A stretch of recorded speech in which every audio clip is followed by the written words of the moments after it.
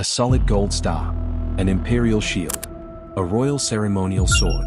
These are not just priceless antiquities, they are the trophies of a war crime. In February 1937, a brilliant Ethiopian prince and a massive collector of imperial art was lined up against a wall by a fascist firing squad. Before the smoke cleared, his body was stripped, and his personal sanctuary of treasures vanished. For decades, his legacy remained frozen in history. But when these blood-stained artifacts suddenly resurfaced at an elite European auction, a secret, brutal war over Africa's stolen soul was violently unlocked. Behind the pristine glass of modern galleries lies a dark, unresolved history. Today, we are pulling back the curtain on the brutal execution of Ras Desta Damtu. He was an Ethiopian commander, a noble prince, and a fierce protector of his nation's royal heritage. For nearly a century, the battle for his possessions has been locked in ice. What happens when a war crime from 1937 crashes into the multi-million-dollar art market of today? Prepare yourself. This is a story of blood, gold, and frozen justice. To understand the weight of what was lost, we must understand Ras Desta. As the son-in-law to Emperor Haile Selassie, Desta was the custodian of an ancient empire. He was a man of immense culture, meticulously preserving a private collection of Ethiopia's finest art, sacred Orthodox crosses, and military regalia. These weren't just objects, they were the physical manifestation of an African empire that had successfully beaten back foreign conquerors for centuries. His treasures were a testament to a free, unyielding nation. But in 1935, fascism came to plunder. Fascist Italy invaded Ethiopia with toxic mustard gas and overwhelming force. Ras Desta dropped his royal silks and took command of the southern front. For months, his guerrilla forces fought a desperate, heroic campaign. But the sheer machinery of fascism overwhelmed them. In February 1937, wounded and cornered, the prince was captured. Under international law, he was a prisoner of war.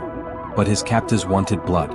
On February 24th, Ras Desta was marched into an open field and summarily executed by firing squad, a cold-blooded act later officially declared a war crime by the United Nations. And as his blood soaked the earth, Italian officers fell upon his camp like vultures, looting his personal treasures, his combat sword, and stripping the solid gold imperial star right off his uniform. The prince was dead, and his treasures vanished into the deep shadows of private European collections. But back home, history dealt another cruel hand. In 1974, a Marxist military junta, the Derg, overthrew the Ethiopian monarchy. They violently seized all royal assets. The prince's surviving family was hunted, jailed, and exiled.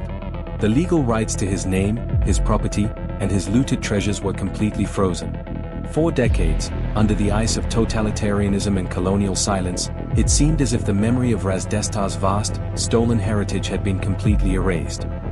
Until now. Decades later, a Lausanne-registered gallery listed a rare, shimmering gold artifact online, the solid gold imperial order of the Star of Ethiopia. The description openly admitted it belonged to a captured Ethiopian prince. From exile, Ras Desta's granddaughters discovered the listing. The outrage was immediate. To sell this medal was to profit off a war crime. The family fought back fiercely, demanding a total halt to the sale. The auction was frozen, but the art world dug in its heels. Private collectors claimed they bought it legally, refusing to give it back. The treasure remains trapped, frozen between the descendants of a murdered hero and the lucrative, secretive vaults of Europe. The case of Ras Desta Damtu shatters the myth of peaceful art preservation. It proves that these artifacts are living tissue, connected directly to a family's grief and a nation's stolen history. Should auction houses be held legally accountable for trading items stolen during war crimes? Let me know your thoughts in the comments below. If you believe hidden histories like this need to be dragged into the light, hit that like button, subscribe, and share this video. Stand for history. Subscribe for more.